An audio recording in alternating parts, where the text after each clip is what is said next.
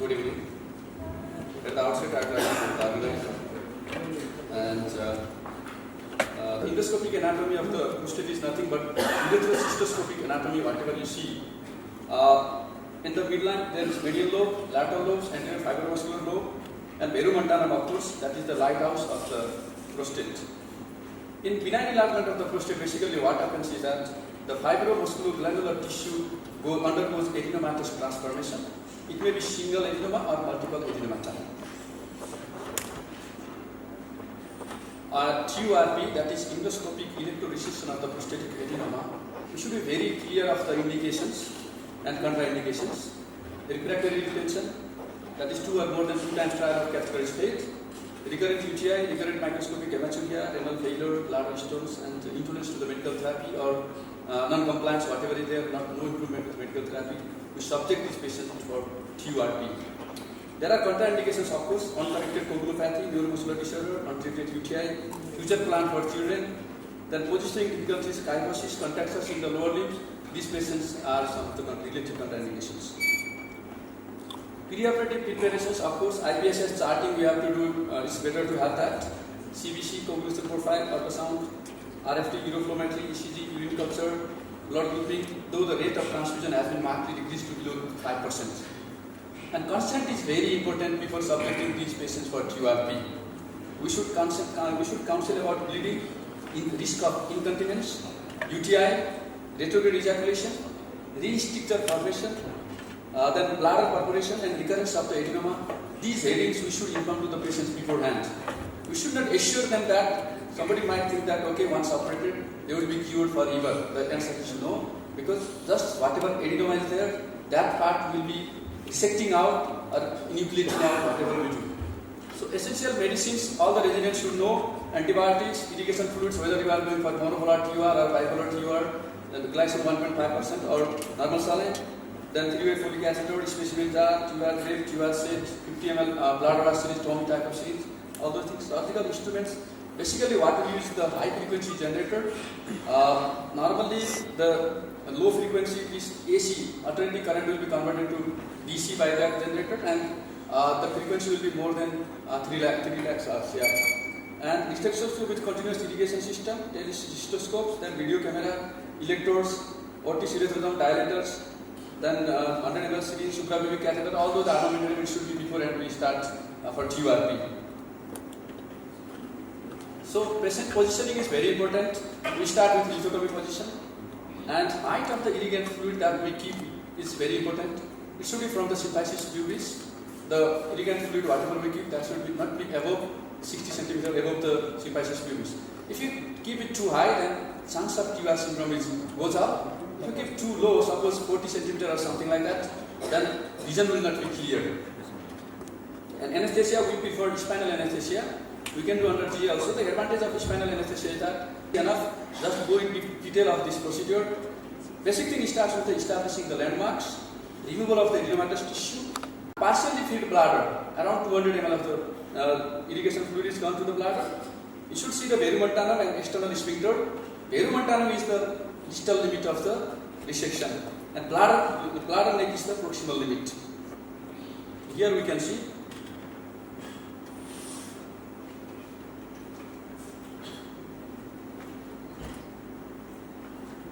So verumontanum everybody knows. This is the lighthouse during TURP. We should not damage this. External sphincter that we have to see, but we should never see during the procedure. We should always remain inside. The appearance of the external sphincter is something puckered like this, and this should be intact at the beginning and at the end also. While resection, we never see this sphincter because we don't want to see this, because we walk inside this sphincter. Another important landmark is bladder neck and ureteric orifice. Bilateral we have to see. Especially in case of high medial lobe, it may be difficult to see. And we should keep in mind that you start at 5 and 7 o'clock resection point, and then gradually you go and you try to save this. Especially during TURP, while cutting the bladder neck area, there is very high chance of going underneath the triangle or injuring the ureteric orifices. So this we should keep in mind. Now removal of the adenomatous tissue. We always, in this technique, we start with starting at the 6 o'clock position, 5 to 7 o'clock, and we make the floor. So, what is the advantage of making the floor between 5 to 7 o'clock position? If you see this now, this clockwise section we start, 5 to 7 o'clock position. Whatever chips you cut, that goes easily to the bladder, from lateral lobes also later on, and irrigation becomes much easier. Some mishap happens by some chance, and you need to terminate the procedure. Easily the patient can pass the urine because median lobe you finish at the beginning itself. So after cutting the median lobe, this should be the floor. What comes between 5 to 7. Second step is the resection of the left lobe between 2 to 5 o'clock. 2 to 5 o'clock. Here, that is left lobe resection. So depth of resection is also very important. Here we need to see this adenomatous tissue is whitish, fluffy or cotonool appearance. Once you reach to the capsule, there will be transverse fibers that will be coming. Step third is resection of the right lobe. If there is large lobe on the right side, you can start on the right side also. There is no hard and fast that you start on the left or right. Follow the systematic way. And you cut on the right between 7 and 10 o'clock position. Anterior lobe resection is very important. Usually this lobe does not undergo adenomatous transformation, but after cutting the lateral lobe, this has a tendency to hang down and obstruct the urine flow. We need to resect this as well. For that, your hand grip should be reverse grip fashion. There will be just opposite, you have to rotate and see this. And apical resection and pericollicular resection, that is very much highlighted by Morner, because the flow, basic idea is to make this prostatic fossa like a funnel. Until and unless you do the apical resection and pericollicular area, you cannot have good flow. So this is the area, this is around the pericollicular area you have to dissect. Professor Prem Gimal sir is here. Sir always highlights that you have to dissect here. From here, maximum flow will come. Qmax, from here it comes. I agree with that. All of us agree with that. And this is the final aspect of the prostatic laws of the TURP. From where if you see, you should be easily able to see the bladder.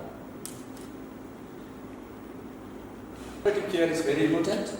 Catheter care, then you should see whether there is irrigation with normal saline, clear to rose pink we accept. If the color of the irrigant outflow is like a rose, then that is acceptable. If it is red like a pomegranate juice, that is really a trouble. We have to increase the irrigation, or if the patient has clot retention, then you have to subject for evacuation, or at times you need to take the patient to OT for clot evacuation and cauterization of the bleeding. Care of the genitalia is very important because you have to see for the paraphymosis, especially the pelvis should be in the intact side. Perimeatal bleeding you have to see.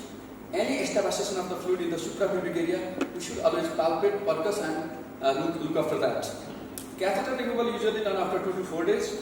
Antibiotics we usually subject for short course fluoroquinolones, and follow up we should always follow up with histopathology report. Now second part is the complications of the TURP. Because complications do happen, and overall we can divide into perioperative and later on long term after TURP. Clot retention, bleeding, infection, TUR syndrome, capsular perforation, epididymitis, urosepsis, failure to void, they appear in the early postoperative period. But stricture, then retrograde ejaculation, blood brain contracture, these are long-term complications. Now few of the complications, now the complications range is now declining. If you see this, at the beginning in 1989 it was very tough, but now it's reduced very down. All are below 5%. So complications of TURP bleeding is very important, intraoperative or postoperative. Most of the times, if you see the arterial supply to the prostate, arteria Badena and flux, 12 o'clock and floor. Again, Professor Gihali highlights, I want to take clear version from you that bleeding, nowhere, bleeding somewhere, you have one exercise, bleeding is there. Bleeding from 12 o'clock. These sputters, we have to see. This jet of sputter is the arterial, these ooze are there. So most of the times we forget or we miss the bleeders at the 12 o'clock position. That whatever I told at the beginning, that resection between 10 to 2 o'clock position. That area we have to search most of the times. So, intraoperative bleeding or postoperative bleeding, intraoperative we can manage with cauterization, or if there is capsular perforation and bleeding, cauterization does not work, we have to put catheter, irrigate and give some traction. That is the answer. Postoperatively, of course, light bleeders it can continue. If it is more and more bleeding and clot retention, change the catheter, evacuate with blood or syringe. At times you need to take the patient to OT for clot evacuation. Another important intraoperative complication is the capsular perforation. Basically, this prostate adenoma has some capsule. If this fat, you can see this yellow fat, then you are sure that capsule is perforated already. In such situations, you cannot continue to TURP further. Continue for some times with some obstructive lesions if it is possible, you resect it out. Hemostasis you assure and come out. Otherwise, all the fluids will extravasate and patient might have abdominal compartment syndrome also. So, capsular perforation, sometimes it may be minor, you can see this, and sometimes it may be major like this. In these particular situations, maintain hemostasis, put 3-way catheter, start irrigation, give some traction and wait. And you always see whether there is extravasation or not. Another important complication is bladder perforation. Bladder part, subtrigonal perforation is very common during TURP at the beginning. So, exactly this type of pictures can come. And extraperitoneal perforation usually with drain and 3-way catheterization is enough. Same principle what applies for extraperitoneal bladder perforation applies here also, though it is iatrogenic one. Intraperitoneal perforation, abdominal drain along with, sometimes these patients require laparotomy and bladder repair. We should have very low threshold to open. The reason is that chemical peritonitis due to urinary intraperitoneal extravasation has protracted course of ileus and intestinal obstruction also. 2 minutes please. No problem, I'll finish it. Video I did not show, but I think message is clear whatever I want to convey. So, one of the very important complications that we should know is the TUR syndrome. What is this? This is dilutional hyponatremia associated with TURP, particularly with while using the hypotonic fluids like hypotonic or non-electrolyte solutions like glycine. Patient presents with confusion, nausea, vomiting, visual disturbance, all those things. These are the predisposing factors. Prolonged surgery, why we cut short to 60 to 90 minutes?